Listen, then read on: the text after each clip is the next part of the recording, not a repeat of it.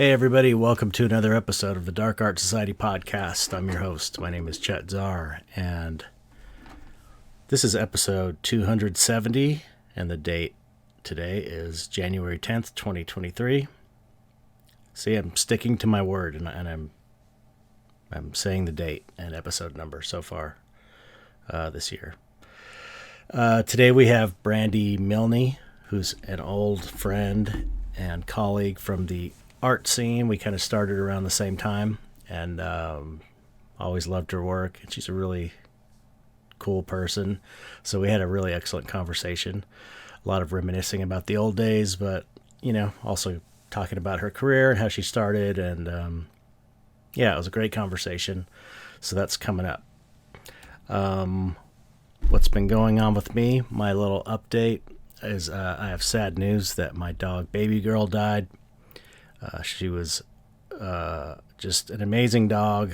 Really, probably I'm not just saying that because she just died, but she was probably the best dog that we've ever had. Although, you love all your dogs, but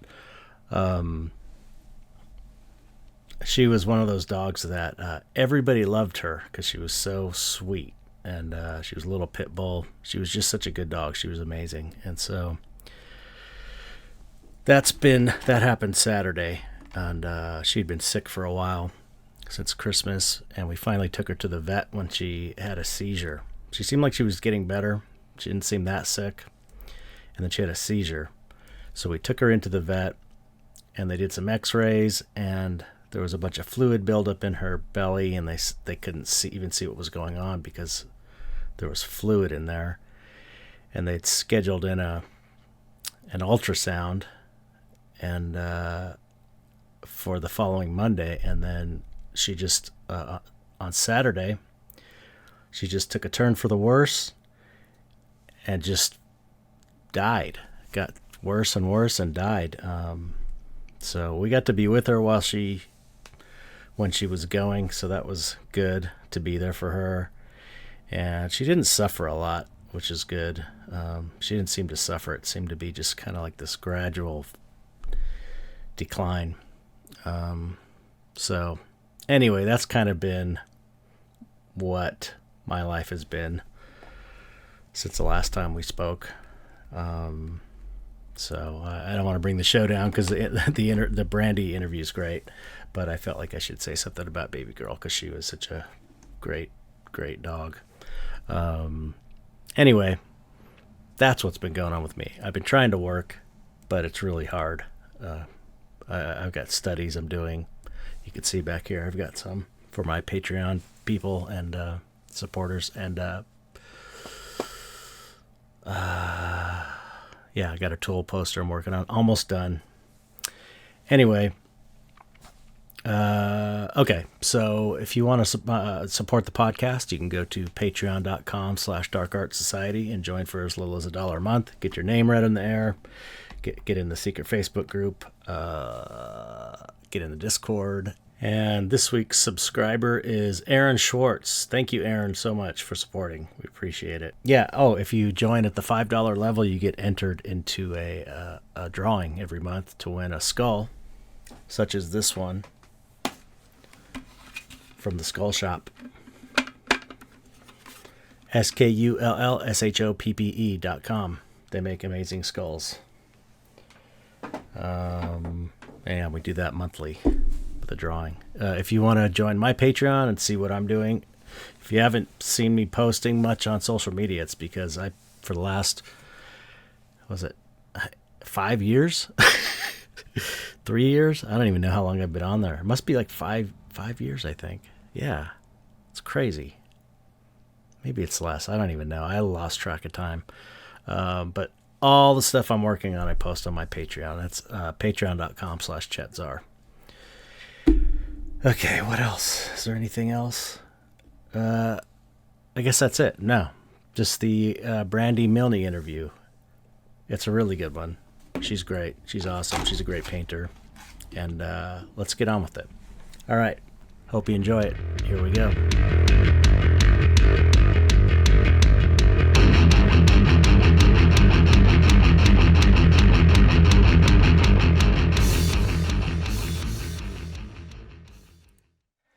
Hello, Brandi. Hello, Chet. Thank How you. are you? I'm good. How are you? I'm well. Thank you for I'm well. coming on the show. Appreciate it. Thank you for having me. I'm excited. It's funny because the first thing I was going to ask you is, okay, how do you pronounce your last name? Because I've always heard Milne and Milna, and then I saw a video and you said Milne.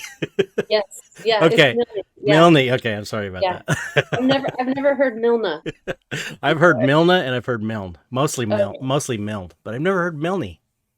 Ah. I don't You know. know, I think that's the right way to pronounce it. Milne. I Mm-hmm. think that's the correct way, but my family always, just said Milne, so Yeah, that's like San Pedro. Coming from San Pedro, it's like it's supposed to be San Pedro, but everybody in San Pedro pronounces it wrong. yeah. Pedro. That's how you can tell who the locals are, is if they pronounce the name wrong. Right. So, are you getting rain down there? You must be Oh getting. my gosh. It's Yeah. It's crazy, so right? amazing. Yeah. Are you getting, where are you? Yeah, I'm in Monrovia. Monrovia. Yeah, that's It's right. like near Pasadena. Yes. You're Okay. you're in Orange County. Yep. I'm Yeah. down here in the boondocks. It's not LA, it's Orange County, Huntington Beach. Oh, So, okay. Yeah, behind the orange curtain. yes. Yeah. Nobody from LA wants to travel this far down. I feel you. Same with Monrovia. It's like nobody wants to come out to Monrovia. So Right. it's so hard to get to the shows and everything. Hmm. I'm probably almost as far away as you are. Maybe Probably, right? Yeah. yeah, maybe a little closer, but yeah, I like it out in the boonies. It's less, Mhm. I don't know, less hassles, less traffic, Right. Free parking. free parking. Thanks. Yeah, I like it too. So you're one of the few people that saw me in my pink suit outfit. Very, very handsome. Yes, that was at Mark Ryden's Barbie show. Yes. And nobody will see it again, I don't think. That was a one-time deal. Did you have that in your closet or did Hell, you hell no. buy I didn't. The thing is, I didn't have anything nice to wear at all. Like, not Right. even. Well, I had a suit from my niece's wedding that I bought from Walmart a few years Oh, yeah. ago. It's like a Uh-huh. Walmart suit, but it's just like this basic black suit. I'm like, I Yeah. don't want to wear a suit. It's like, you're supposed to wear pink. So, Right. so it's like I found this one jacket. It's like, oh, I like this jacket, and so then I'm like, okay, maybe I'll get the hat. Yeah, I Anyway, love that. I love that that. was funny. That was a good show. Oh my gosh, that was so Oh, it great. must have been great for you because So you inspiring. love dolls and Yes. Barbies Yes. and stuff. I see in a lot of your work. Right. Yeah. Yeah. I love Barbie. Mark did such a great job. I mean, so inspiring. So Yeah, very inspiring. Yeah. yeah. I would have never thought I would have enjoyed a Barbie exhibit. I Or just wasn't. I was a boy. I was not raised on Barbies, you didn't but play with Barbie. yeah, I didn't play with Barbies. But it was great. It was great. I really thought it was an excellent show. I found it inspiring too. It's like, oh wow, Yeah. that would be really cool to do something with Barbie. Do some kind of Barbie Right. theme. No, whatever Like, your artwork, whatever theme your artwork is, trying to right. incorporate it into a Yeah. Barbie. Take what yeah, to just meld the two. Mm-hmm. It's something different for my mind to think about. Yeah. Right. Once you see that it's possible, then it's like all the thoughts, all the inspiration coming.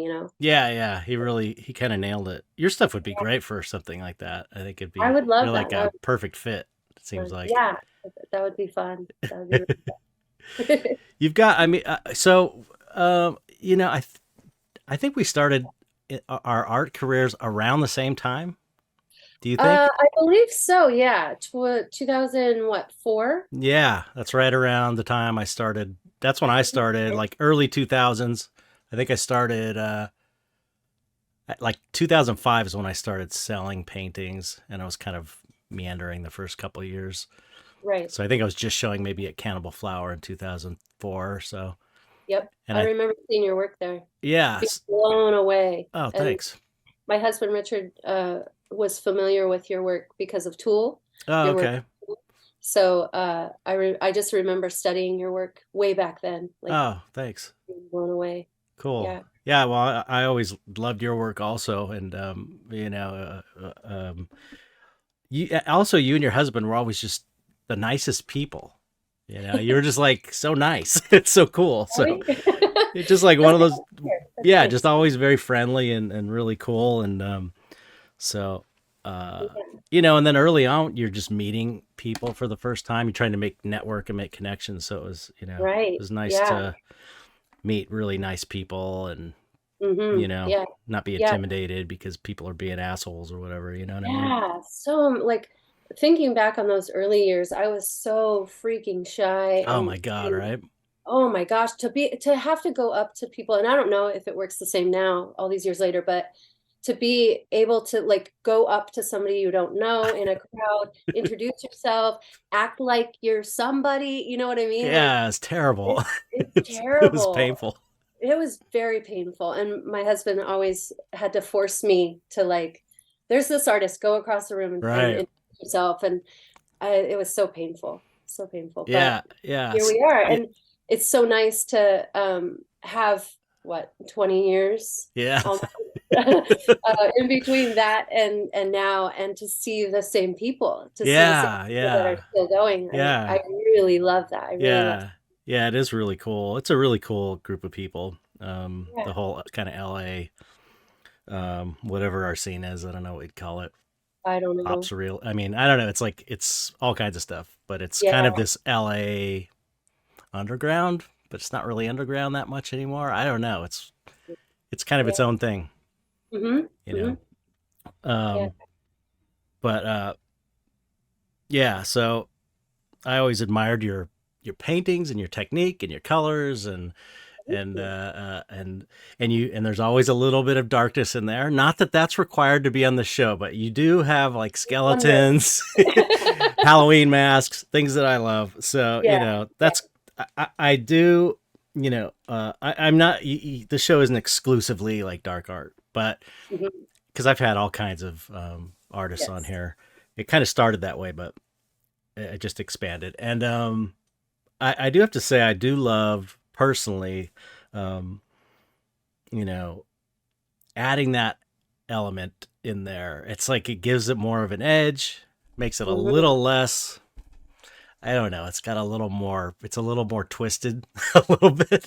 Yeah. It's Yeah. it's almost like making music and putting kind of like a dissonant note here Mm. and there. To like just add a little secret sauce or something. You know what I'm saying? Right. Instead of. Yeah, I do. I think what I think that word is truth. Mhm. Truth Yeah, about right. life. Yeah. Yeah. Right. Yeah, you got to put it all in there. It's pretty dark, man. Life is pretty I dark know. It and is. scary and it hurts. And Right. if that's not in your work, that's just one slice of the pie. Right. You Yeah. know? Yeah. I've often said that. Like I think that's why horror movies are kind of popular and dark music and stuff. Yeah, It's an element of life, as valid as any other and as real as any other. And it's like, what are you gonna do? Just ignore it? You know? ignore it. I mean, if you want to, that's fine, Right. but But I'm like, not gonna. I'm not gonna. I can't. I Yeah. can't, Yeah. and Yeah. it's gonna come through. Yeah, it's pretty necessary, and I think with horror films and like scary movies, and dark art, I think that offers people to be able to explore a dark side and be safe because Hmm. it's art or because it's a movie, it's not really happening. Right. And I really love that about like your work is very dark, but it has a sweetness to it. So it's like it's very safe, and Right. it's relatable even to you know, all of it, the sweetness and the darkness. It's relatable Right. and it comes across. Oh, thank you. Thank you. uh, um, yeah. So anyway, I do remember. I remember you from first meeting you and immediately liking your work and thinking, you're a great painter. Uh, which isn't, you can't say that about everybody in the scene, but I Yeah. thought, okay, she knows what she's doing. This is cool, and so I was happy to be in shows with you. I know I don't remember where we've shown together, but I know we've shown together before. Yeah, definitely. Definitely Maybe at Think Space Copro, or yeah, Think Space. Copro. Yeah. Um, yeah, yeah, definitely. Right.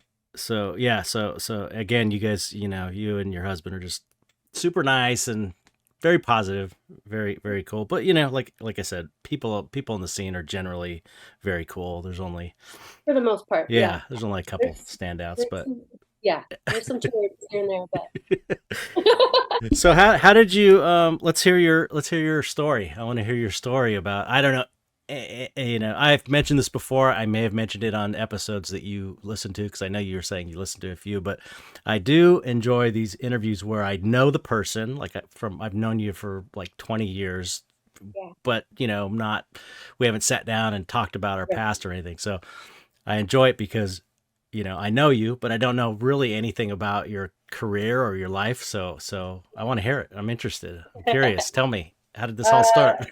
okay. Well, I mean, I wanted to be an artist growing up.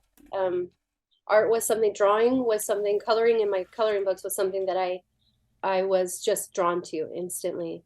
But I grew up in a pretty artless Hmm. environment. My parents and family, nobody was really into art, Hmm. fine art, or um, so I didn't know anything. I didn't know anything about like art school. I didn't know that there was a current art scene, you know.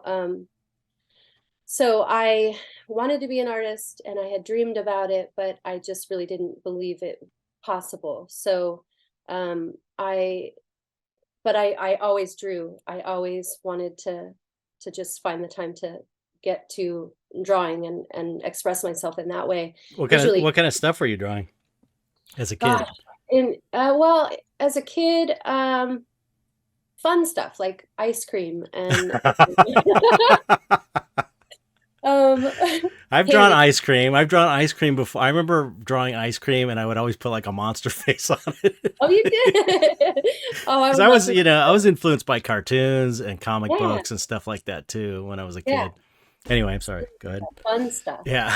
Um, so yeah, and like the landscape of the tree and the sun and the green grass and Mm. stuff like that as a kid.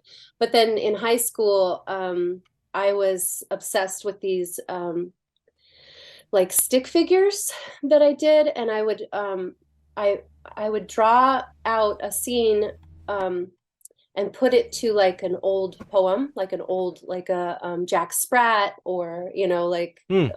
That's kind of Caleb. sophisticated for a high school kid. Oh, was it? It was pretty naive. It was, I don't know. It seems kind of like combining some classic poem, and yeah, I don't know. yeah. It seems kind I couldn't see that, but I didn't then. I was like, what am I, this is silly. of. But I loved it. And I would like draw that stuff for my friends or like in the cover of their books and just really for myself. And so then after high school, I got a job at Target, Hmm. worked there for about 9 years, but in that time, gosh, my dreams of being an artist were like, no, it's not gonna happen, Wow. Um, Were you painting during that time also, like for you fun, or? know, yeah, I was kind of painting. I got some oils in one of those kits from Hmm. Aaron Brothers at the time. My grandpa put together some money and got me an easel Oh, cool. later. This is right after high school. So and then so I I had oil paint, but I didn't know anything about it. There was no YouTube. There was no Right. Google, there was nothing then. So The um, library. That's what there there was was. the library. There was the library, and I didn't drive at the time, so I couldn't even get there. That's So kind of I, amazing. Wow. Talk about yeah, no nothing. influence or support. Not that they were unsupportive, but you didn't have Right. people in your life that were into art, and then no resources on how to do anything. None. That's rough. So it was rough. That proves that It you was are rough. the real deal and serious Right. about it. Nothing will stop I had to you. find a way, yes. But I remember at that time I had paint thinner for the oils. Hmm.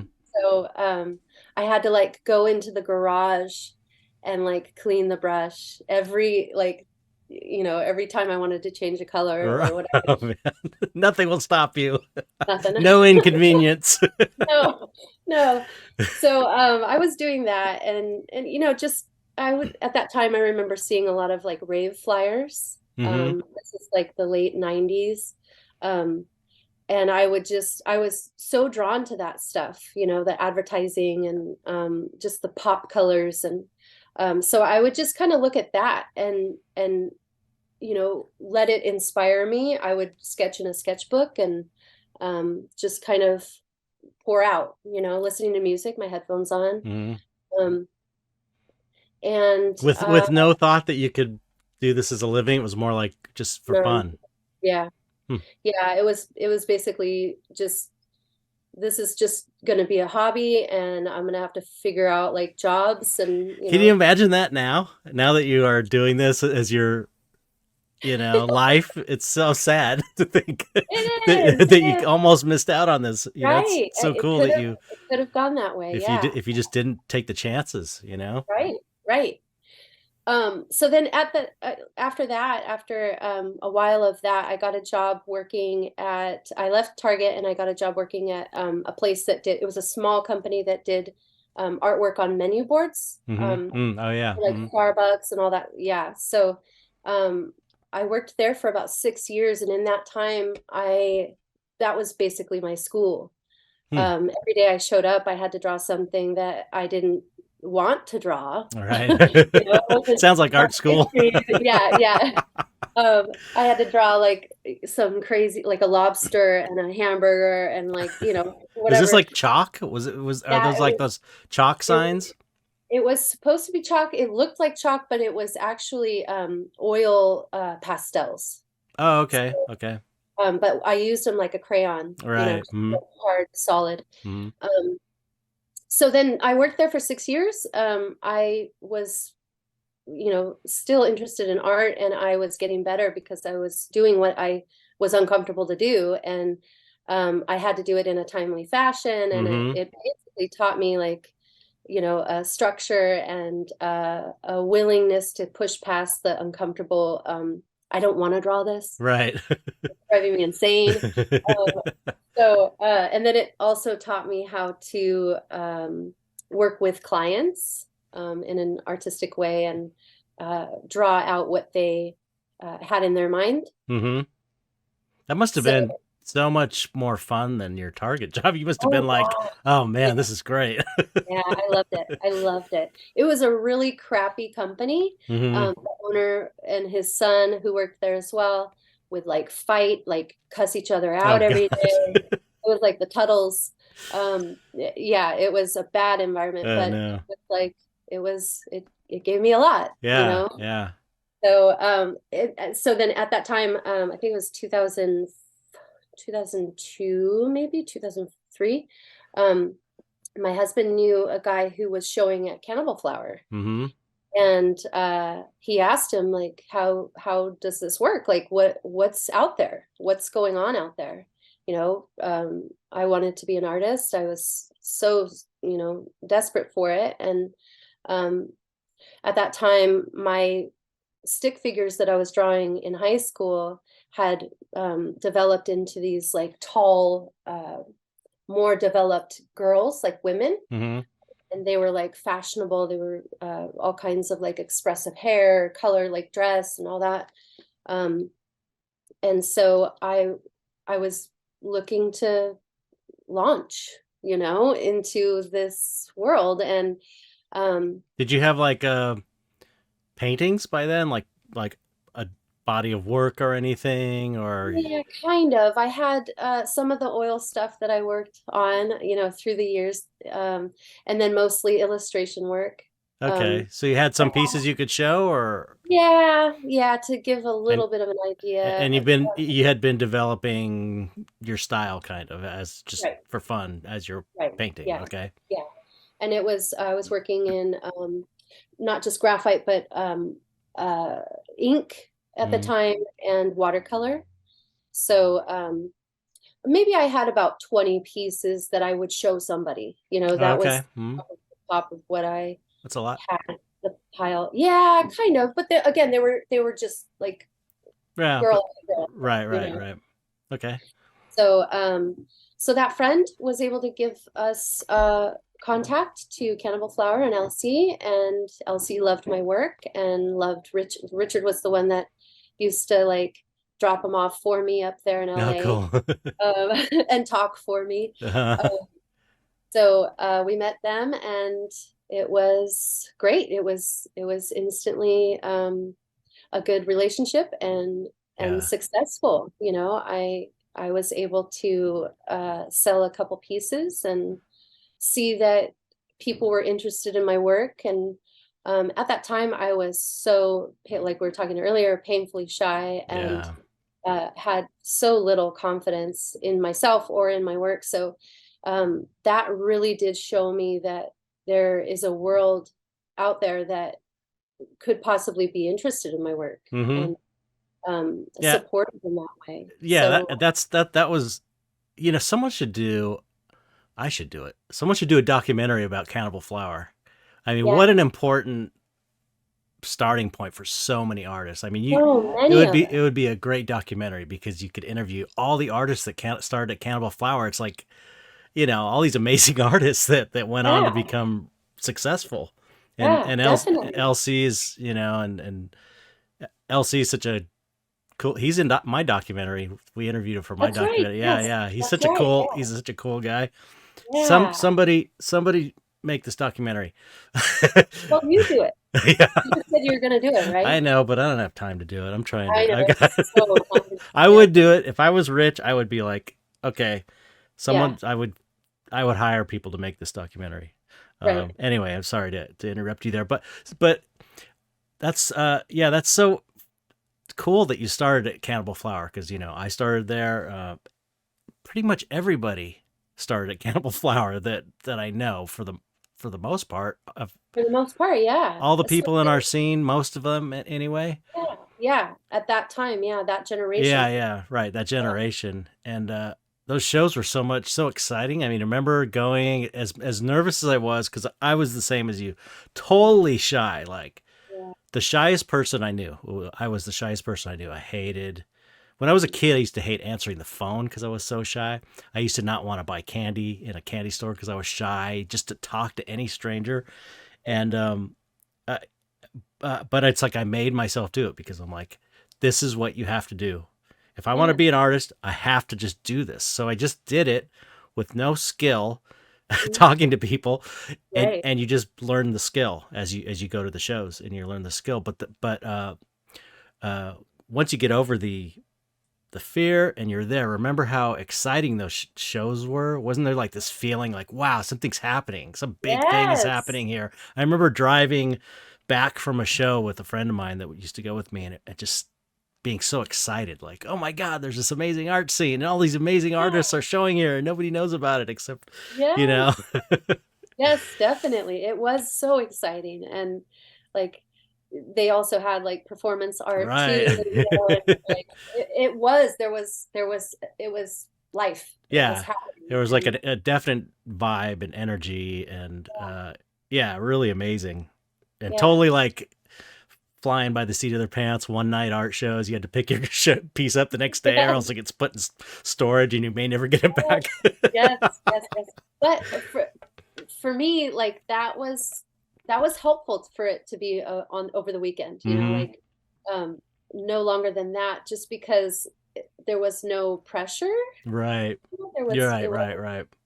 um and everybody was so supportive. Like I it just know.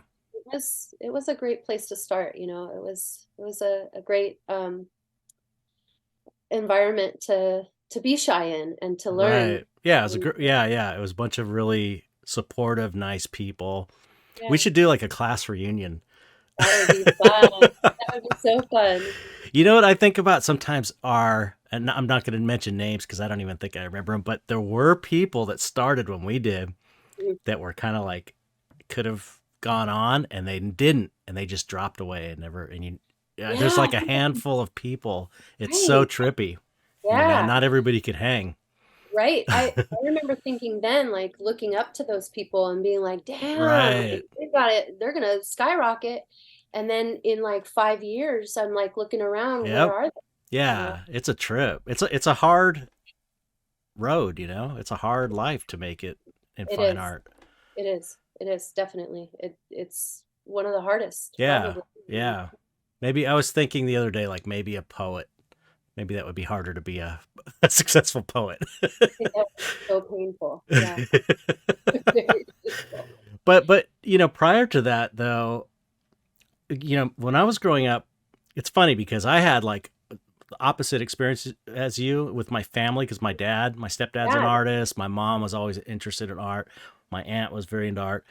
And but I thought I had the same idea, like, oh, I'm never make it as an artist because I watched my dad how he struggled so much in his Mhm. career. So I was just like, who the hell's going to show the kind of stuff I would want to do anyway? So it's like kind of the same.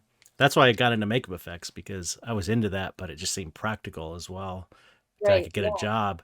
But yeah, but then I just got so was like, oh, this isn't, I've kind of I got to the point where I don't know, got everything I wanted out of it after, I don't know, 15 years or something. And I was Wow. just like, You started okay. right after high school, right? Yeah, yeah, Yeah. yeah. Yeah, and then I was around 33. I was like, okay, I'm going to teach myself how to paint and I'm going to try and be a fine artist. Wow. So I like had this total You big did it. Good job. thanks. I'm obsessive when I decide to do something when I'm really into. Yeah. Yeah. Um, yeah, but anyway, so it's like Cannibal Flower was just this, Platform. Yeah. platform birthing ground zero for all of us, and then we kind of, we all went on. Most of us went on to have pretty decent careers for artists. Right. Yeah. Yeah, definitely. I So wonder if they are stoked looking at that. Like LC, like I hope that yeah, is like, damn. I know that's why I'm thinking a documentary would be so great because they were so important It to would be us. very honoring. Yeah. It would be. I would love to be able to do something like that for him because it's like, man, so many people, uh, you know, I not owe their careers to him because we put a lot of hard work Right. behind it as well. But he was the Yeah. first person that gave me a chance, really, and I know probably you and a lot, all of us. He was totally cool with it, and so we do Yeah. kind of owe him. Yeah. So anybody listening, let's make it Yeah. happen. We'll do a Kickstarter. Yeah. Um, so yeah, so okay, and that's where I first started selling my stuff too. Like the first few shows, I didn't know what I was doing, and I was like stumbling around and doing kind of I didn't know what I wanted to do, and not I sold like one or two pieces maybe, Uh-huh. but then I hit on the portrait idea, and then those Mhm. sold, and then that just put me on this. Okay, people like this head and shoulder portrait monster. Right. I can Yeah. do Yeah. this, and then I just kind of went in that direction. Yeah. And I think they gave me my first solo Cannibal Flower feature too. I think I remember that. I remember several of your paintings and knowing that they had sold, and I was just like, wow, this guy, he's got it. Got it. He deserves it. That's when I released it was the release of my DVD of the animations I did for Tool too. Oh, It was wow. like a solo show, and I made that I printed that. It was the only way to release it back then to put it on Right. DVD. Right. So Yeah. that's so funny. So okay, so once you sort of started doing well in Cannibal Flower, where did it go from there?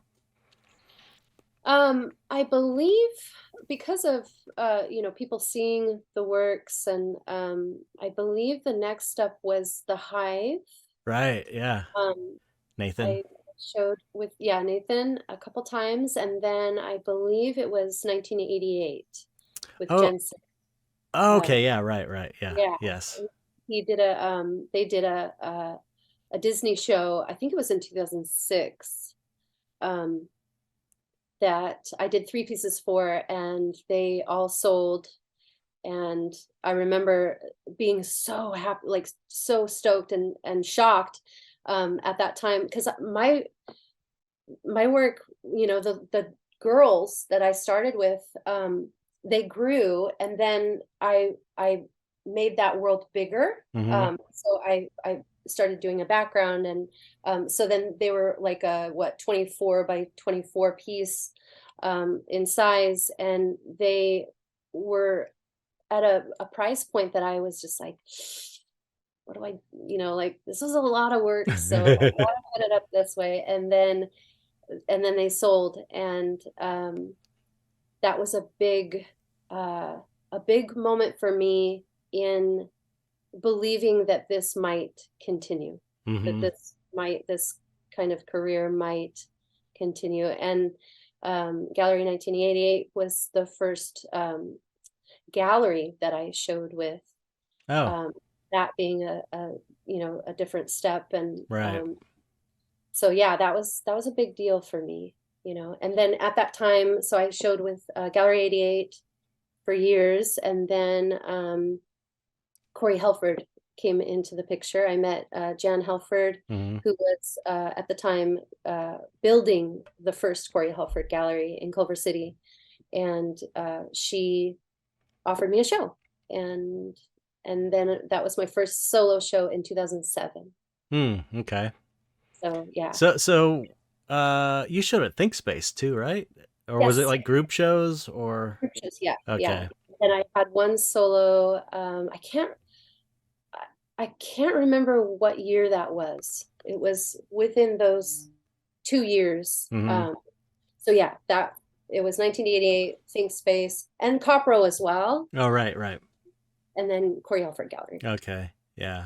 You mentioned, widening out your paintings and creating backgrounds and I love your backgrounds. I love the backgrounds. I just like Thank you. I don't know. I feel like I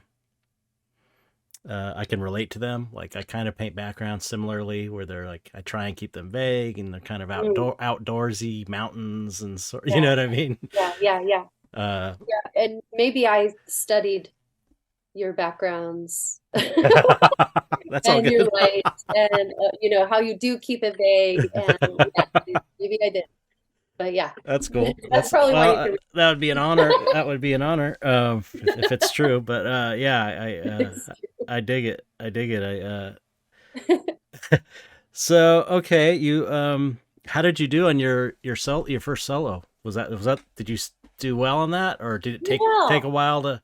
It seems like from what you're saying, you started selling pretty right pretty out well, the gate and just pretty well. Yeah. continually. I mean, it wasn't solid. It wasn't, it Yeah. wasn't every piece, but it was good enough for me to keep going and believe a little bit more and a little bit more, Hmm. myself, and that it is possible. And yeah, it was, again, for me, I was blown away that there were people out there willing to support. Right. And spend. Yeah, that's how I always felt like Support, yeah. people are willing to people are willing to spend the kind of money that I couldn't. Right, I couldn't afford. I right. couldn't afford. I can't afford to buy my own paintings. That's Yes. one Right. of the things I often say. But so Yes. so it's like when you find someone that is willing to, it's kind of amazing. I mean, it's Really very amazing. very validating because it's sort Yeah. of like when you put your money where your mouth is. It's like Mhm. if you're Yeah. we know how much value money holds in our society. So that's like kind of the ultimate validation. Right. Um, uh, yeah, it's funny to think. I'm imagining like myself. You were sort of developing your style Mhm. as you were going. That's the weird Yeah. thing about like I think we both started kind of before we had completely like okay, this is our Mhm. thing. It's not like we were like okay, this is our thing Mhm. and now I'm going to be an artist and go do this thing. It was more like, oh, I got a show. Oh, shit, I better figure out What do I do? I better figure out Right. what my thing is, Yeah. or whatever, and then you just kind of keep building on that. Mhm. It seems like because if you look at, I remember how I used to look on the outside, not having an art career, and like looking at like Mark Ryden and people that inspired me to paint. And you think, oh, they just got their idea, they got their theme, and then they just did it, and then they became artists. And it's not like that. It's like it slowly develops. And it's like, I know for me in the early years, I didn't know if I could, like, I wasn't sure I could pull this painting off. Like, I don't know if I could do this. Like, it might get messed up. So every painting, you're like, oh shit, you know? Holding your breath, yeah. And it's like, at this point, you know, we've got our thing. We know we can pull them off, you know, pretty much for the most part. We know what we're doing after all this time. It's, you know, we know enough to do what we do. Right. And, but I remember back not knowing if every painting was like, I don't know if I can pull this one off. Maybe this is the one time that I won't be able to do it. Cause you don't have enough under your belt to really go, okay, I've done this enough. I know I can do it. Right. Yeah. And like you said, you're in the middle of developing something that, and maybe this doesn't ever end. As artists, like you're always going to be evolving. You're always going to be, you know, looking to grow. So, but there's not a promise at the end, you know, right. and with little skill and little experience, I was the same way. I was just like, I don't know. I don't know. I don't know if I could promise anything. Like if I had like a show coming up, I was just like, I don't know. Right. I would promise it, but to me, I was just like, right. Yeah, this might be the one. That's what I've said to students I've had, or younger artists looking for advice. It's like, what I just tell them what I did is I agreed to any show I could get in early on, and I didn't know if I was going to be able to pull it off, but I knew that if I had this deadline and I agreed to the show, that I'm going to just have to do it somehow, you know, and it might be painful, but I don't like disappointing people or letting people down if I commit to something. So I knew that was sort of a way to force me to have deadlines and finish pieces, you know? Yeah. And I think that is very same here. I think that's a way to promise yourself, you know, to just get through to that deadline. And if it sells, if it doesn't sell, if you think it's ugly or not, you know, what you intended, you know, the painting itself, well, that's just that, but I got it done, you know, right. and I got it through, and maybe next time I could do a little bit better. Yeah. It's funny because I recently, I don't know why I was doing, because someone was helping me with my website, and I was kind of going through all my old work, and I remember thinking, what, you know, my stuff was good, and I looked back on some of the stuff, and it's like, man, especially on my first solo show, I was trying to jam in so much work that there was a few pieces that were like, that is just not finished. It's just missing the thing. It's missing that, you know how it is. Like, there's sometimes you do a painting and it looks good, but it just is missing that activating thing that makes it click. And sometimes it's one little thing. You just don't know what it is. Yeah. And it's funny because my wife would be like, it's quantity or quality over quantity. She would always tell me that. I just would not listen to her. I felt like I had to prove myself. I had to do as many pieces as possible. And that was really a stupid thing to do. Well, looking back, I mean, I would agree. Like I look back on some of my old work, and it's so cringy, and it's embarrassing within myself, you know. But also I can see the want, the hunger. I can see that, and whether it pleases me or not, I can see that, and that is that's what kept me continuing, you know, like that's what kept me interested and kept me going, you know. Yeah, it's as important as any other step. So it has value in that way, that it was like you couldn't have gotten from here to here without this crappy piece or whatever. Yes. Yes. They all count. Yeah. And especially, you know, just from like a career standpoint, if you become successful, that's why I see people like burn their paintings and stuff. You ever seen people do this where they like take a bunch of paintings and burn them? Cause I'm like, save everything, because if you make it, those things will be gold. Even the shitty ones will be Right. like, cause I would want like a crappy Giger painting when he was learning, or a Beksinski or a Yeah. Mark Ryden or something. It's like, Yeah. Definitely. even if it sucked because they were just learning, it has value as part of their history, Right. you know? And that's true for all of us. But then again, at this point, we have to be successful and have money to have that kind of history, Right. or have that value for our history of our Right. work. But it's true for all of us, whether the Yeah, money's, true. That's true. um, That's a good yeah, point.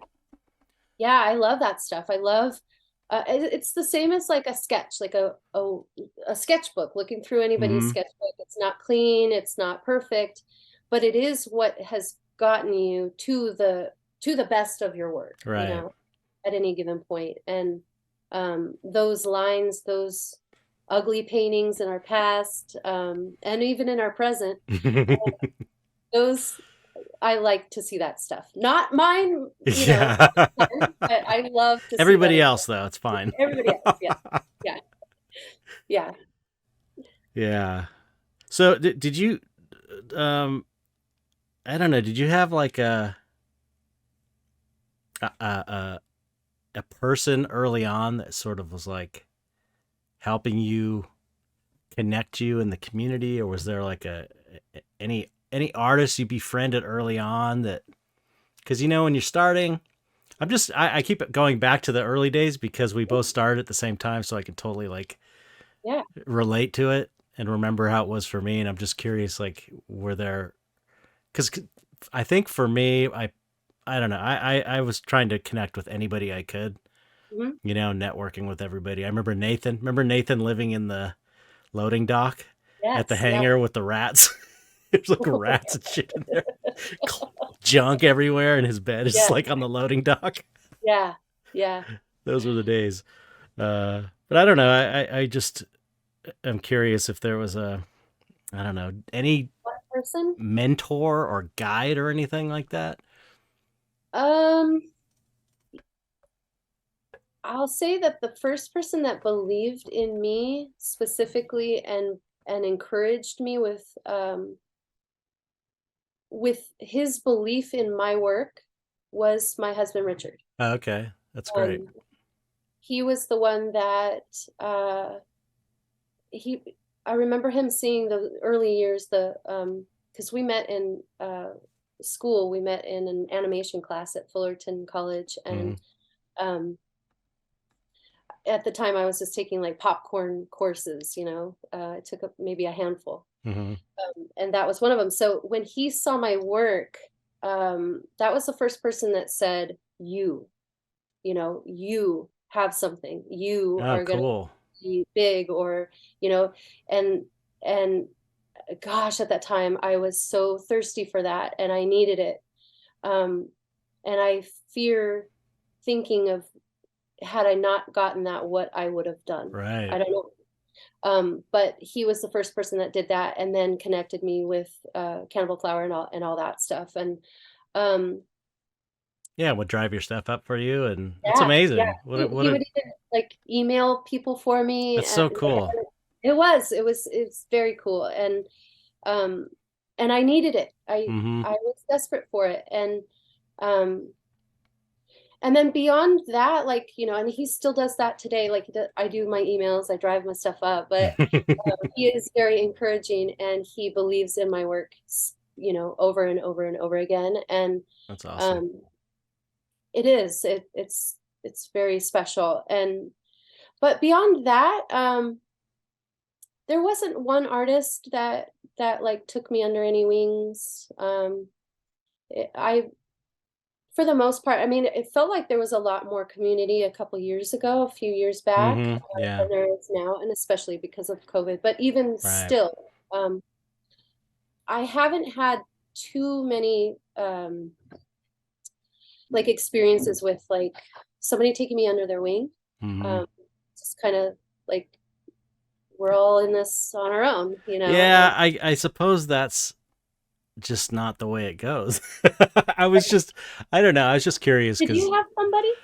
you know, Gary at Cop Road, kind of. I mean, I wouldn't say I'm sure he wouldn't say he took me, he took me under his wing, but I do remember I could reach out to him for advice, and on how to price things and how long Nice. it would take to. I remember he told me, I was so bummed when he told me, but he was totally right.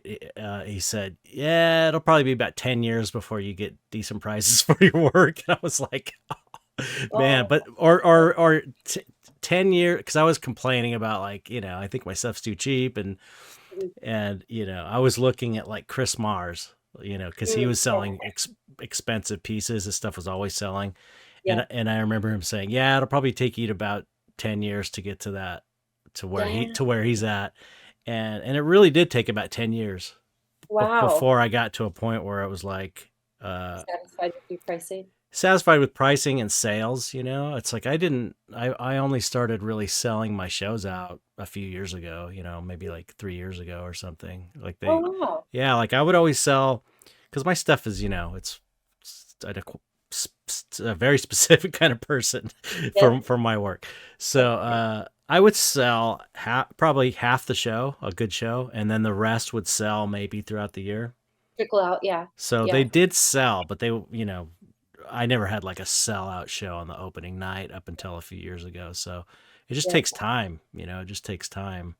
Yeah. And Yeah. people don't, I think when you say something like that nowadays to a younger artist, like, okay, maybe in 10 years, they're just like, what? I quit. Yeah, nothing takes 10 years anymore. 10 years. Yeah. And That's maybe that's that's not the case anymore because of social media and stuff, but um, I don't know. Yeah, I worked like 7 years. I was working the day job in effects while I was going and dropping my stuff off at Cannibal Flower during my lunch right. hour. It was Oh insane. my And I gosh. rushed Yeah. back. Oh my God, working on the weekends every night for 7 years, pretty much. Oh yeah. Yeah. And then not know, that's a crazy thing too. It's like not knowing if anything you're doing is going to sell. You're putting all this I time in, know. and it's like you may not sell anything. It's There is no crazy. promise. Yeah, it's crazy. It's crazy. I I felt the same. Like if I even now, I'll say if I can sell half of a show, if it's a solo show, if Hmm. I can sell half, that's really good, Yeah. you Yep. know? Definitely. Yeah, and there is no promise, and the only person that needs to believe in the current work is you, you All know? right. Um, it isn't about a promise. It isn't about a dollar. It's about you with the work Yep. and wanting to see it through because you're obsessive or because you believe in it or you're Yeah. having a good time or it's meaningful to you. Right. Um, Yeah. I mean, the money is like we want to paint, so we have to sell them to make money. yes. Yeah. That's I think most artists feel that. I think the really good artists are like that, where it's like, we would be painting if Mhm. everybody had universal basic income and didn't have to work. We'd still be painting, Yes. and having shows, because it's like, Right. and but that just shows how into it we are, how much we love what we do. Is that we will take on a show that takes like 6 months to paint, and maybe not even know if any of it's going to sell. It's Yeah. Yeah. insane. It's not a good business model. It doesn't sound good, actually, now that we're having this conversation. It sounds Well, pretty silly. that's why, yeah, it's crazy. I mean, what I had to do was really lean into the doing stuff outside of the galleries, because I couldn't Mhm. afford, because I was supporting my family, Right. and so Yeah. I had to make money. So I started doing prints and merchandise, and that's I make more from that stuff Yeah. probably than my galleries, or depending on the show. But Right. that's like my sustaining, that and my Patreon. That kind of sustains me. That's so good. That's Yeah. great. How many do you do a show every year or what do you set up? Yeah. Yeah, I remember doing like 2 shows a year back in Oh the my day. It was God. Wow. crazy. I don't know what the hell I was thinking. But up I think I think I did a show a year up until this year. I finally told Gary, it's like I can't do another show this year. Yeah. Because I have all this stuff. I owe stuff on my Kickstarter from 5, 6 years ago now. I've got commissions that are still owed from a few years ago. And it's like I have to get caught up on everything. So I took this Right. year off from a Nice. show. This year, 23? Yeah. Yeah. So I'm just like that's why I'm doing all these little studies because I part of See.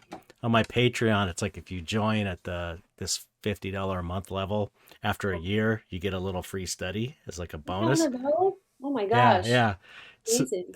so and of course, I've been so busy, I haven't been able to do this. So now I like owe 30 of them. So I've got like Oh I'm just wow. like busting these You have out, a and pile, yeah. they're super fun. I love painting them, but it's just like my whole life has been like that because I've just been I don't know if it's like this for you, but like I started this art career, I got in shows, and I've just been like, I had no savings, I had Mhm. no backup plan, I didn't know what I was doing at all, and I Right. just have been like, like Running. running Yeah. the whole Yeah. time, not Yeah. knowing what I'm doing, and just learning as you go, and it's just like it's no surprise that 20 years later, it's kind of like this big mess that it's functioning as a business, but it's also like I've had to take on commissions when I needed money, Right. when I already had commissions before because someone was gonna give me a payment. I'm sure you've Right. Yeah. had that experience. I think most artists do, but then it's like they pile up and then you owe these commissions and it's just like, oh my god, it's so stressful. Yeah. you know Yeah. I so don't know about you, but like it's harder and harder for me to work while I'm stressed out. mm-hmm. Yeah, Um, definitely. so I've had to really keep myself structured and disciplined in my schedule. Mm-hmm. Um, I've had to put downward, like I've had to say no to shows and Yeah. just to like give myself some space so that Yeah. I'm not I don't know. Is there such a thing as overworked? I'm not sure. As an Yes. artist, There is. there is. We all are. It's all of We us all are are, overworked. but it's just the way it goes, Yeah, right? yeah, right. So yeah, I've had to like, you know, lessen my schedule a little bit just because I'm at a point where I'm no good to anybody Right. um, while I'm like trying to catch up, you know. Yeah. Yeah. So yeah, I- I I'll mean, I get to that point where I'll just crash and I mhm. can't do anything until I just like rest for a few days. And then the whole time I'm resting, I'm just like, oh, I should be doing this, and I just never give myself a vacation or anything. Right, yeah. You know, Should probably take some time off, man. I I mean, know. Well, that's it's like okay. The analogy I use, it's like it, it's like a train going at full speed down a track that I've been like building and building and building since starting, not knowing what I was doing, and then I finally like I don't know. I think 3 years ago, I'm like, okay, I'm gonna take a year off, uh-huh. and all this time has been the brake going for Yes, three yes, years because it was going that fast because there was so yes, much effort behind it, and right. and I finally got to this year where it's already. I mean, it's only what January 10th right Yeah, now, yeah. and I'm already got like once these studies are done, I'm going to move on to the next thing and the next thing. And I also commissions like already because I know I don't have a show at the end of the year, Mhm. normally in the fall, like I do, then I can work on this stuff. Yeah, So, it's just a matter of keep making money, right. while I'm getting all the stuff out that I owe. Yes, yeah, yeah. But what happens is every time I have a solo show, which I love creating a solo show, Yeah. it's like everything comes to a screeching halt. What happens is I say I'm going to give myself 6 months to paint for the show, and then that ends up turning into 3 months. Oh, This is what yeah, happens every time, right. and then it's Yeah, like I get to the 3 point. 3 month apart, and I'm like, I have to start. And then everything stops for Uh-huh. 3 months except focusing on the show. And it's just Right. and then I have to get back in the flow of the other stuff, the commissions. It's like this nightmare I got myself in. But this year I'm doing it. I'm off to a Yeah, really good start. that's great. That's good. So I'm excited about that. Yeah. I told myself after my last show, I just had a show in October. You did too, right? In Yeah. October. Yeah. Yep. I told myself, okay, after this show, because I was so busy and stressed, and I said, okay, well, I'm gonna take 2 months off, like solid. I'm not gonna do anything. Sounds like I heaven. haven't I haven't done any of it. I haven't done any rest. I've continued to work, and Yeah. I just told myself I'm on vacation. Yeah. That's what I was gonna take 2 weeks. I usually around the holidays because I have the art business, the print business and stuff, Right. and so the holidays are crazy. I do a Oh, lot of sales, and so a lot of shipping, and then there's like that last deadline shipping day, yeah. and I usually stop there, and I give myself at least a week, two if I'm lucky, and To enjoy I, the holiday. that was the idea, yeah, to just relax. So it ended up being maybe a couple days where I didn't work, but I just worked right through. Yeah.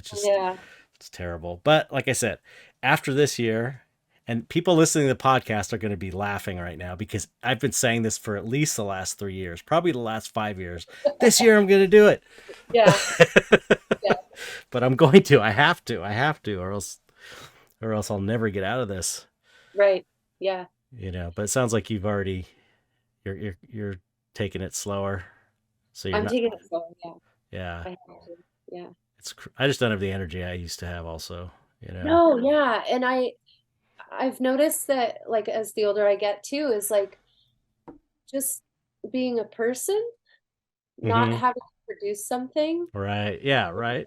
I really ride myself hard on that. Like I need to be productive. It feels good. I am a workaholic, Mm-hmm. um and I just go, go, go. So, but I'm looking back, I'm like, well, what about me as a human, Right. not producing? What does that feel like? What is Yeah. that? Will that be beneficial to my work? Will that be beneficial to my life?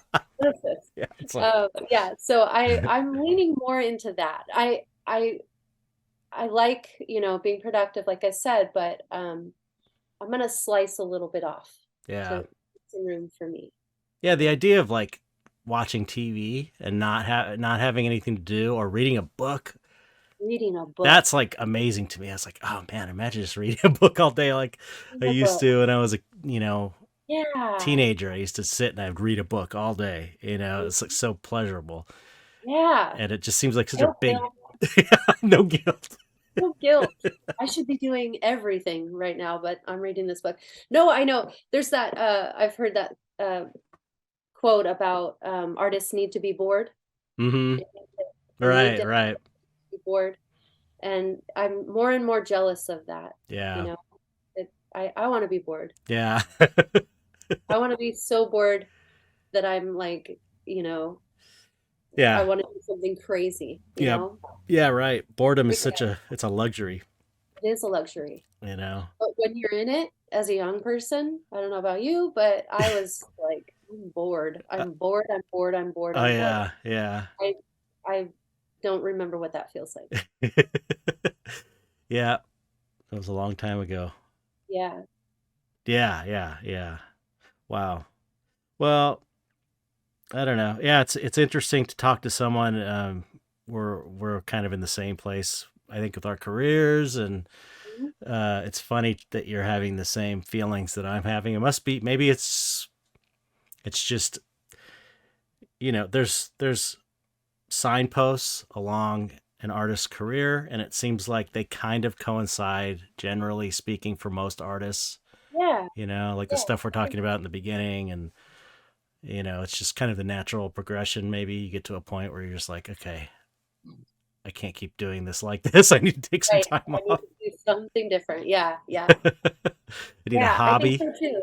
Yeah. Yeah. Hobbies sounds fun, some kind Who of am I hobby. if I'm not an artist? Yeah, I know. That's the underlying thing. It's like I've often thought that. It's like you know, I built my whole identity of who I am on having this ability that other people don't have. And Yeah. so when you take that away, it's like, am I still worth something? Valuable? Am I valuable to, it's almost like this kind of self-esteem issue, you Hmm. know, Yeah, like, definitely. because anybody would say, take your artistic ability away from you, and you're still a great person. And, the Hmm. people that love you don't care if Yeah, they don't care if you, I mean, they want you happy, but they don't care if you're good at art or not. right. They So, probably like you a lot more too. right. Because you wouldn't be so preoccupied with it. Right. Yeah. Be able to be present with them and watch a movie. Yeah, right. The little things. So how Yeah. did your how was the show? The pieces looked amazing. It was Thank really you. great. I Um, loved them. I the loved them. show was really great. Yeah, a lot of pieces. I had a lot of pieces. So with this show, I gave myself, well, pandemic hit, um, and I knew I had this show coming up, so I gave myself 3 years to do Oh it. my About, God. That yeah, sounds like heaven.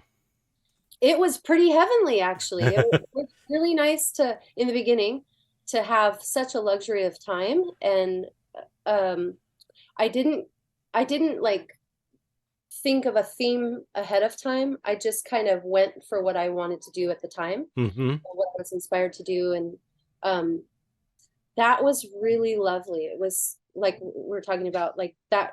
That was a little bit of space to explore Mm-hmm. and not harass myself and say oh, you only have 2 years left, like you got to hurry this up, or um it was it was a natural progression, and it was hard to keep that quiet, you know what I mean, like it was hard to keep that space and not fill it What do with you mean? I don't know what you mean. um to have the space and not go, well, I have to do this, this, and this, and this. I should cram it all into that space. Oh, To right. to just let it breathe, and Right. you know not hurry and not um harass myself. you know i Mm-hmm. I Like, think for many years I harass myself to right. like get things done, and like, well, you have this time, you don't need all this time for two pieces, Right. shove 10 more in there. Right. Or you're not valuable, or you're Right. not working to up to standards. Right. These are my own standards. Um so that it was hard to do that. It was hard to give myself that time and take it. Did you like acclimate to that, and eventually, like, by year 3 you're kind of like, oh, this is cool, Right. or Yeah. was it like Yeah. harder at first and then It was, no, I think it's equally as hard. It's still hard because I okay. still want to be productive and go, go, go. Yeah. But what I'm finding now is I don't want to work that way anymore. Right. I want to be a little more spacious and kind to myself, you Mm-hmm. know, um, because like we were saying about, like, if you did take a day off, my brain is filled with, you should be doing this, this, and this, and this, and it's Totally. guilty and it's not pleasurable to take Yeah. that time. Yeah. Um, I want to eventually get to the point where I can take a day off and not feel guilt and really enjoy it. Mm-hmm. Um, yeah, so that's how I worked that. And I really had to keep myself on schedule. Um, because I was doing other shows too. I was doing commissions and Mm. some shows, and um lots of deadlines. But yeah, I changed in my work and in my process, and I really value it. I want to continue that. And um so in that way, it was a great show. It was a great show for me, and the reception of it was great. It did well at Corey Halford, and I was very pleased, very Yeah, pleased. the pieces were Yeah. great, really Thank great. you. Yeah, Thank you very amazing. much. Yeah. And it looked super cohesive. For saying that you're just gonna like let what Right. comes out come out. It's like it looked like a solo show that was coordinated to Yeah. me. Okay, Yeah, yeah, good. yeah, totally. I would have Good. never known. Yeah. Um, It was hard to do that, but it's yeah. it's funny because that's how I started. Like I Uh-huh. started when I was first learning to paint and getting in shows, not knowing what the hell I was doing. I would just start painting a painting. I would Uh-huh. just have a canvas like, oh, I don't know what I'm gonna do. Okay, and I would just start painting something and then like make it work. Right. And eventually, I got to a point where I was just tired of getting 3/4 of the way done and then realizing something was off Mm. because I hadn't like done any prep work. And now I have a whole workflow where I kind of do studies, Mhm. sketch, study, work out all the bugs, take it into Photoshop, Oh, fix the wow. composition, and then I'll paint the painting based on my reference. At least that's how the last show was. It was really like, because I only had like 3 months, which is Right. crazy. Right. So I kept the pieces kind of small, like Uh-huh. 11 by 14, and used my reference, Photoshop reference, and just painted directly from my Wow. reference. And it Uh-huh. was like fast. I was doing those paintings in like 3 days, What? Yeah, it was Whoa. crazy. It was like I did prep work though in Photoshop. Like I had a study, and then I kind of photo bashed the backgrounds, Mhm. graveyards, and from pictures and stuff like that, and just got Right. everything worked out in Photoshop. So it's like, okay, if it looks good in here, it'll look Uh-huh. good as a painting. Yeah. And then I projected the paintings, which I never do, and I Uh-huh. traced them in India ink, and then Uh-huh. I just painted them, and they were just 2 or 3 days, Wow. and they looked exactly like these Holy, photoshops, and they were, I think some of the best pieces I've done in a long time. that's Uh, amazing. but it's like such a different way than like having a blank canvas. Like I'm just gonna do whatever, Right. Yeah. which is how Yeah. I started. So I'm really, kind of itching to get back to a more, I don't know, improvisational, Like organic. Yeah. organic. I mean, that's how the studies go though for me. Like I treat those as I don't have any idea, and I just paint, and The it's like whim. Yeah. sketching, and then I see what develops, and then if it looks good, then I'll develop it into a Follow that. Yeah. painting. So Yeah. I was just I was going to ask you like what's your process for creating a piece, and especially in this last show. Yeah, I do. I fill my sketchbooks with like thumbnails and, Mm. notes and things that inspire me. If I'm thinking of a piece, um, I'll throw in some fabric. I'll, Oh, just that's things cool. that make me think and dream and, imagine. Mm. Um, without any like specific other than like maybe a character, you know? Mm-hmm. Um, and so then I'll go from that, like the sketches, and maybe I'll do like three little studies of the piece. Once I get it like kind of like, oh, this is something that I want to explore. So you'll Um, kind of work it out and get an idea for the painting in a sketch, like kind of right. block it out, and then you do Yeah. painted studies. No painted Oh, studies. okay. What? So the sketches are like the studies. Sketches. Yeah. Okay, okay.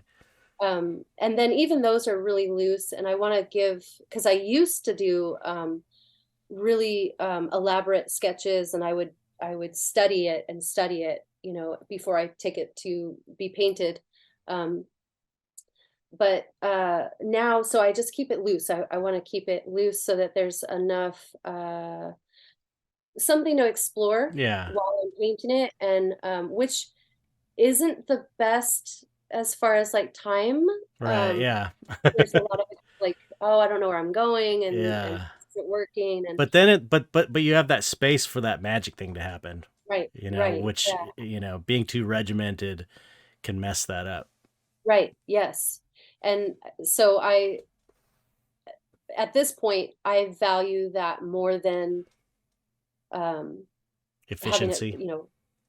yeah, yeah, yeah. um, I want something that I don't know yet, Yeah, to yeah, happen, and yeah.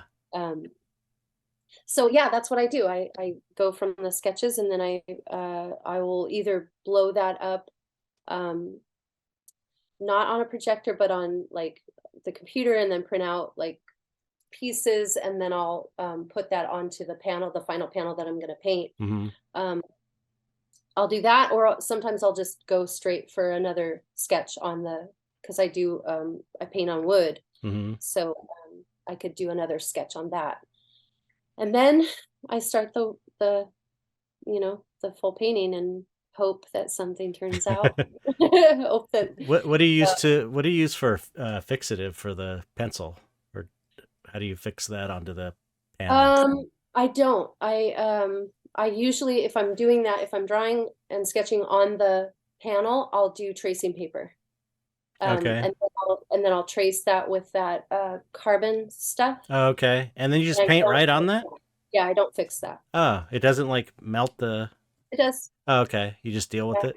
I just deal with it. Yeah. Like I said, I want more flowiness and Right. messiness, you Right. know, That's space it. to explore. Yeah. So I love nerdy painting things. I love to learn yeah, about other people's process. yeah, yeah. So do you use medium or anything? I use acrylics and water and some glazing medium. So And you then, the acrylic glazing medium?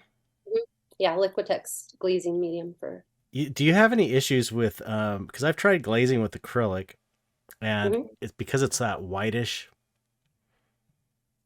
it kind of affects the color when you glaze it, doesn't it? Or Um, because I know Crayola like doesn't use any, he glazes with water.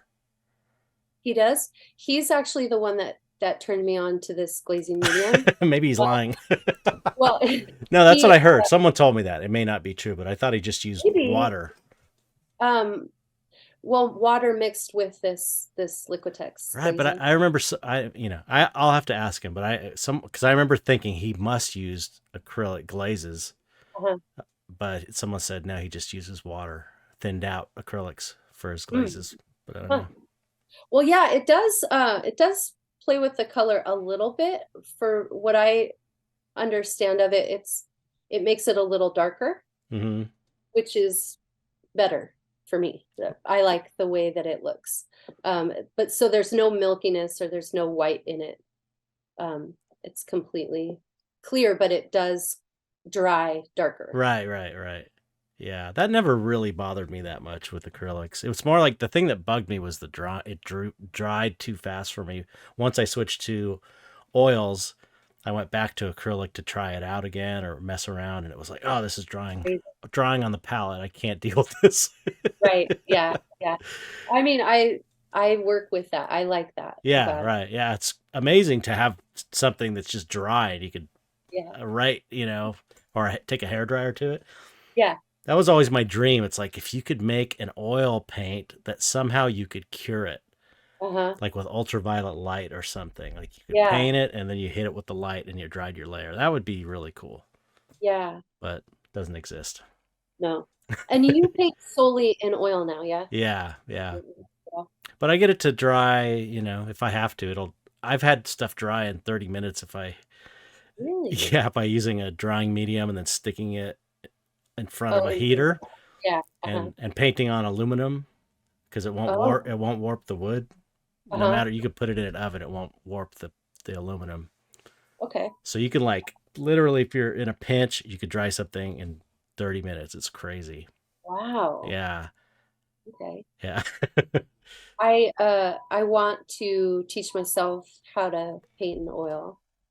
Yeah. That's kind of what I want to do this year. Yeah, you should try it. I love it.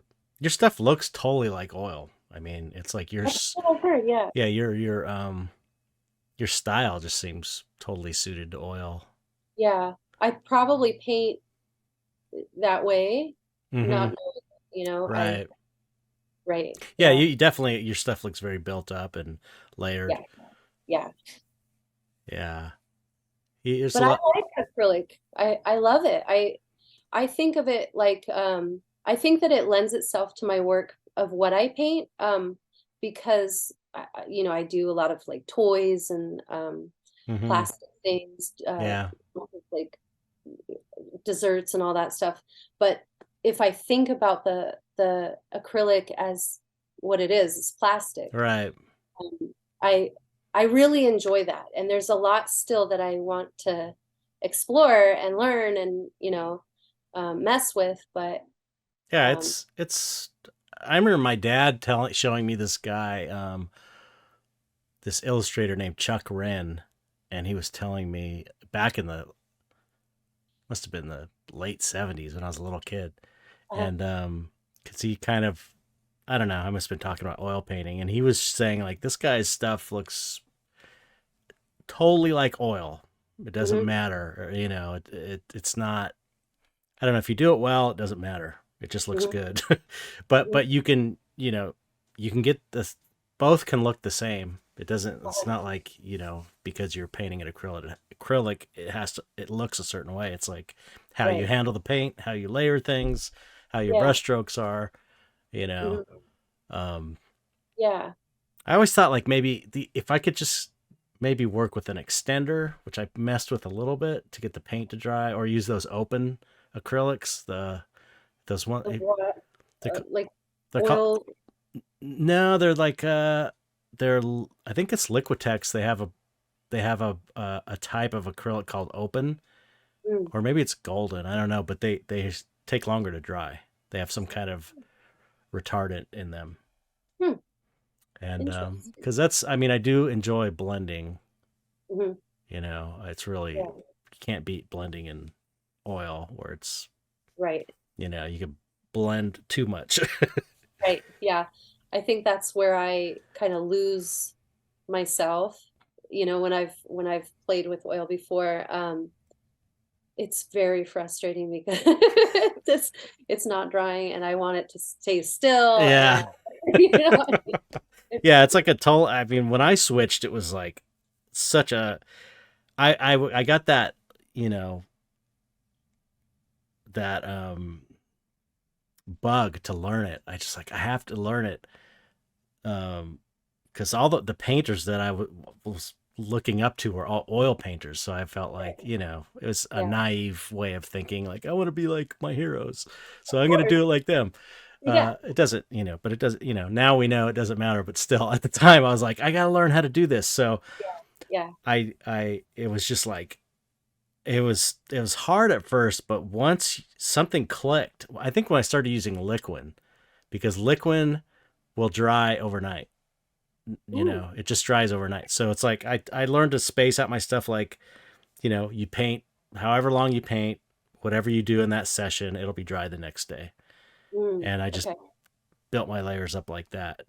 And then I just once I figured it out, I was like, okay, it's like it takes a little more time. You have to kind of it's just different than acrylic in that way. Hmm. Um but you could always do oil on top of acrylic too. You could always like finish and do glazing on top of a 90% finished acrylic painting, Right. Yeah. which I is think that's how I'll start, you know. yeah, I'll yeah. see what happens with that. But did your dad teach you, or your dad was an oil painter, right? Yeah, yeah. He went to art school during the 60s, and he felt like art school almost ruined him because he wanted to paint like figurative stuff, and they were teaching abstract expressionism, and it was all about concept, and he wanted to make realistic oil paintings. So he didn't look kindly on school, so he kind of was like I was showing interest and ability at a young age, so he was kind of like didn't want to mess me up, but he did sit me down one time and we did an oil painting, and he kind of helped me with it just one time. I still have the painting. You like it? Yeah, Do you it's like painting? yeah, it was a really cool experience. It's a Wanted poster. It's total Mad Magazine because I was into Mad Oh, Magazine when I was a kid. It's like a Dangerous Dan Wanted. It's like a poster on a wall, like kind of a I love cartoony, that. cartoony, Oh, cartoony tough guy face with like a big cut in his face, and um, but it was cool because he like sort of told me what colors to use and mm. painted, and then I was like a little control freak from a young age, and so I wouldn't let him do it. Past a certain point, I'm like, I want to do it. He came out pretty good though, but that was it. It was that, and then his studio was in our den, and he was just always, he was like me, workaholic, like us. And Mhm. and there was always paintings on the wall Uh-huh. everywhere. And so and it smelled like oil paint, linseed oil. And I feel like I got a lot out of just watching him work. I bet you did, yeah. Just going in and asking him for $5 for something. You walk in, hey, can I have $5 to go get this, get a hamburger or something? And Uh-huh. he's in there painting, and you pick up a lot of, like, what it is you see him working and you're not even really paying attention. And then you go and open up a book and you try and teach yourself painting, and you're like, oh, it clicks because you saw your dad Wow, doing yeah, that, yeah. and so it's not so foreign because you've Right. seen it. It was modeled for you, yeah. Yeah, yeah. So it's kind of like I think I got a lot out of that kind of through. That's very cool. Yeah, yeah. It was really, really a fortuitous event that he came along. Um, yeah, yeah. So I was like surrounded by art, nudes and stuff. It was like and it was just like not a big deal because he was an artist, and my friends would come over, and little boys would be like, Yeah. ooh, and I would be like, oh, I never really thought about it. Oh, yeah. It's that it is naked. It's really funny. Yeah, it was cool. It's a good time. I But like that. yeah, yeah. But he had a hard time. It was. I watched it John firsthand. struggle. Yeah, it's hard. Yeah. He was Yeah. supporting a family as an Yeah. illustrator and painter, and Wow. that really turned me against it. I was Right. like, I don't want to be like this. Yeah. Here we are. I know, I know. But that's the thing. It's like when I found out about even as an adult, right before I decided to try doing it, I was still like a big fan of all these painters, and I still kind of in the back of my mind was dreaming I could do it, but it just didn't seem like there was just any way to do it. There Right. was nowhere to show or anything. And then I saw and then I found out about Cannibal Flower, it was like, oh, there's an opportunity, there's a chance, maybe, Mhm. it was like a revelation that someone was doing an art show and all the art was cool, Yeah. you know. Yeah. It wasn't seascapes and Yeah. dolphins, which is a lot of what I see down here in Orange County. Yeah. Yeah, it was It a was, revelation. yeah, yeah. I mean, it just felt like, I don't know, it felt like when the internet first came out, and you realized, oh my God, the power of the internet. That's what it felt like. It was like, this Yeah. is a huge thing, and Yeah. it just seemed like it was never, I remember thinking it would never happen in my lifetime that there would be like art, the Hmm. kind of art I liked shown in galleries, Yes. you know? Yeah. Isn't that a Yeah. trip? It's crazy. It's very crazy. I remember seeing Mark Ryden's work, and it was later for me that I saw Mark's work. And like I said earlier, to see that it's possible, Mm-hmm. see that you could paint toys in a narrative work and, have it be adult and not, Right. a child's thing. That was a revelation to me too. That what do you mean I don't have to like copy somebody else's serious artwork? I Yeah. can kind of do what's in my imagination and what makes me happy and Right. um, follow a thread that I like. Yeah. That was not what I expected, and definitely to see a world out there that's ongoing, and other artists from all over the place that were doing similar kind of like just their own ideas, their Right. own, Their own and vision. not right, yeah, and um, we are very lucky. We are uh, Yeah. just time and place for that is very cool. Yeah. Yeah, it's a whole different landscape now with social media, and but it's like this, you know, it's not weird anymore. This kind of art isn't like Uh-uh. totally crazy. It's like this is Right. sort of, it's so weird. Yeah. It's Yeah. still, it hasn't, I mean, even Mark Ryden has got to that blue chip level. Hmm. He's gone into that highest Yeah. level. Yeah. And like I think Todd Shore, maybe Sure, yeah. Ron English. These guys are like kind of in that upper tier. Yeah.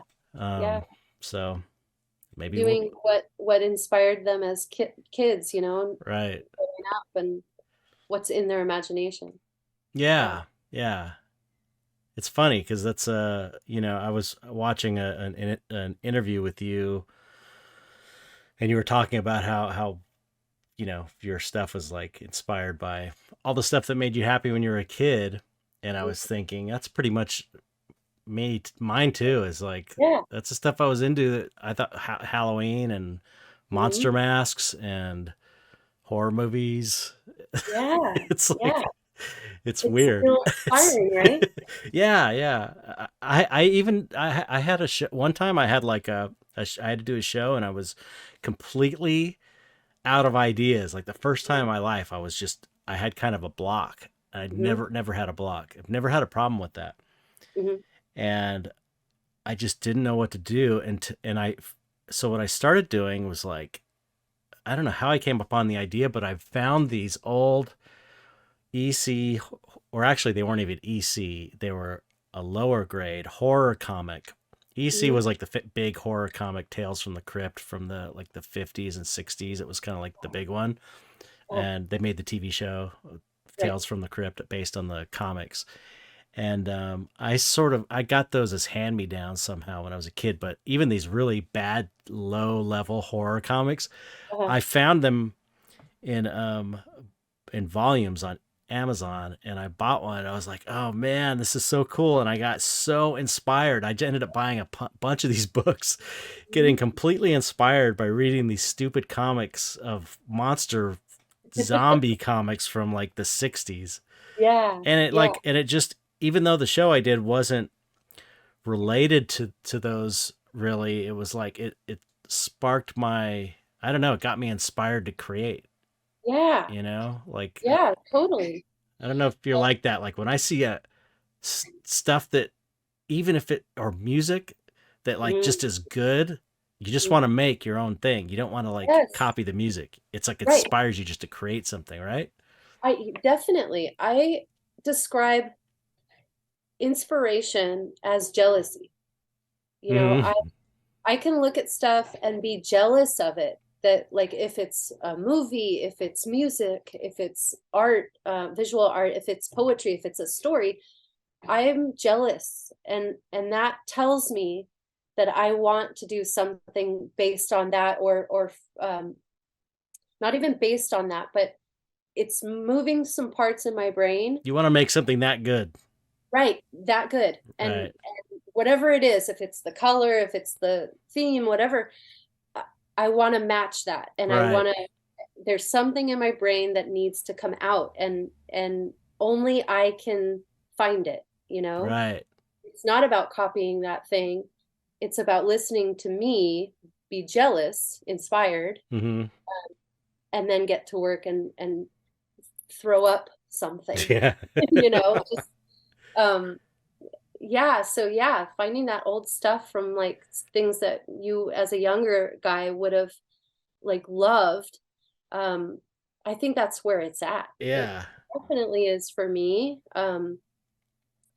I can look at like I have a whole lot of like children's books and things that I had as a kid, and when I'm feeling stuck or bored in my process, um, I pick up this stuff and it sparks some new stuff, and um, I don't know how or why, but I'm thankful it does, and I know where to go now. I know where to go if I'm stuck. I Right. have that stuff because I've seen it work time and time again. Yeah, yeah. Yeah. Wow. That's cool. Yeah. Yeah, I go ahead. no, I was just gonna say it's I really think it feels so spiritual to me Yeah. and mysterious, the whole Mhm. creative process, because like you said, you don't know where it's coming from, and you can say, oh, it's coming from our subconscious, but what the hell is your subconscious? Yeah. It's like, what even is that?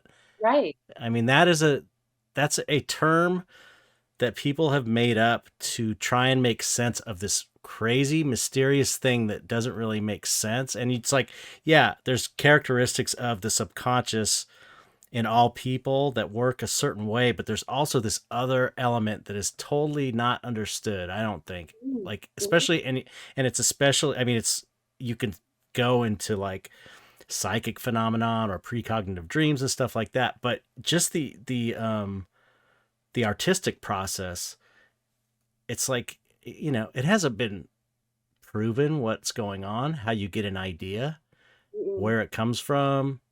It's crazy. It's so like cosmic and weird. It is. It Don't really you is. think? I do. I think it's very spiritual. For me, the process of it, and that's not to say it's religious at Right. all. It's very, it's not in this realm that I understand. Right. I can do all the things here in my life with my hands. You know, I could draw, I could read, I could watch a movie, whatever. Um, I could do all that stuff, but there's something else beyond that. And and I think um, it's important to listen to yourself, because I see it as like I'm reaching beyond my form Mm-hmm. for something I don't understand. I can't even put into words, but I'm reaching for it. Yeah. You know, either I'm gonna listen to that and explore that, or I'm just gonna try and control and control and control with what I do understand, you know? Right. Um, so for me, that process is very spiritual.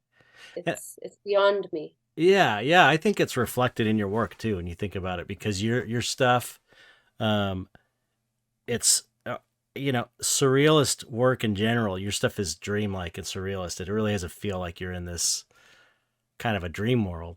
Mhm. It's surrealist is probably, I don't know, it's Yeah. maybe the easiest way to describe it. But if you think about it, uh, you know, that type of surrealism is is it's the same thing as that mysterious. It's almost like the paintings are a representation of the mysterious thing that we Mhm. don't know what it is. Mhm. You know what I Mhm. mean? In some Yeah. weird way, it's Yeah. like it's like an analog, a visual representation of that weird, mysterious thing that we don't know what it is. Yeah. You know what I Yeah. mean? Like a diary or like um a composite sketch Yeah, of right. yeah.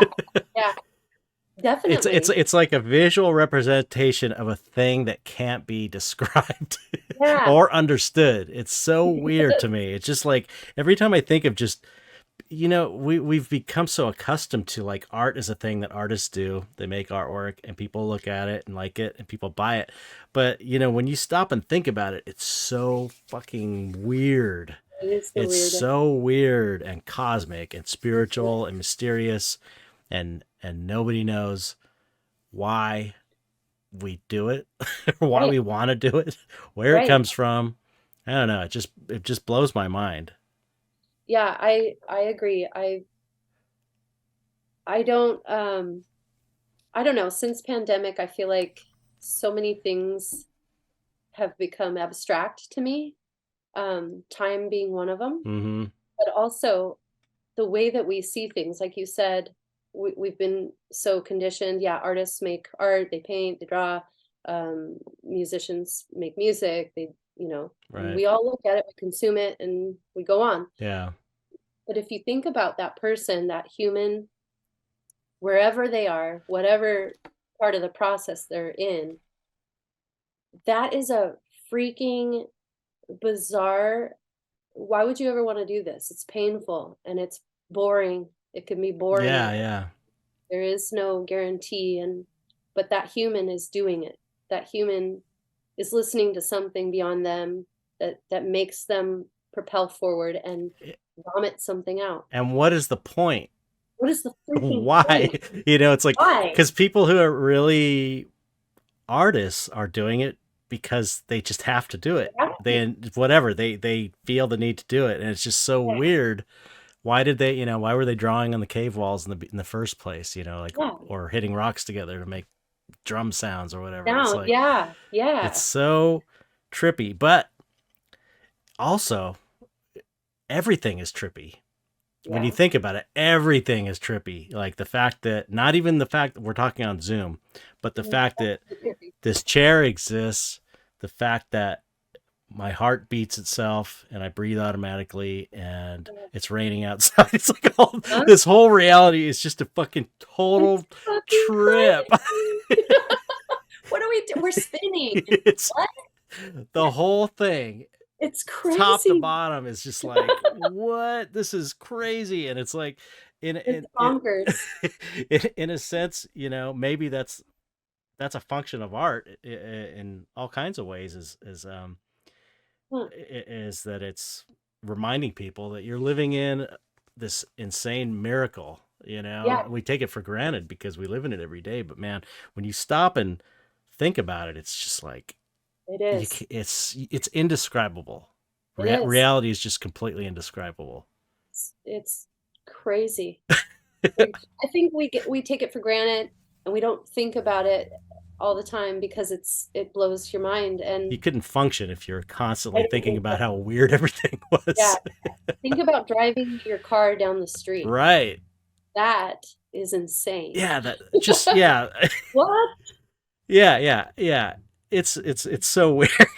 It is very weird. And then now with the internet and like social media, like it just is beyond and beyond and Yeah, beyond. it's like layers and layers of Layers weird that of, just keep getting weirder and weirder and weirder. yes. Yeah, it's Wow. crazy.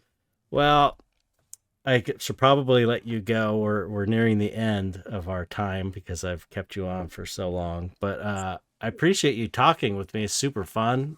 Great This to, is so fun. to Thank you for having me, yeah. man. What's so I mean, you just had this show. What's anything you want to promote? Anything coming up, or anything you Um, wanted to say before you go, or um, I have a lot of stuff going on.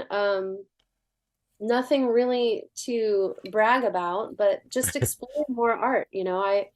Like I said, I want to see what I can do in oil. I want to write more. I have ideas to write children's books for adults. oh, cool. That I sounds have, fun. yeah, just I have all kinds of ideas, and I I want to say I owe it to myself to do them, to see where Right. I can go and what can come of these things.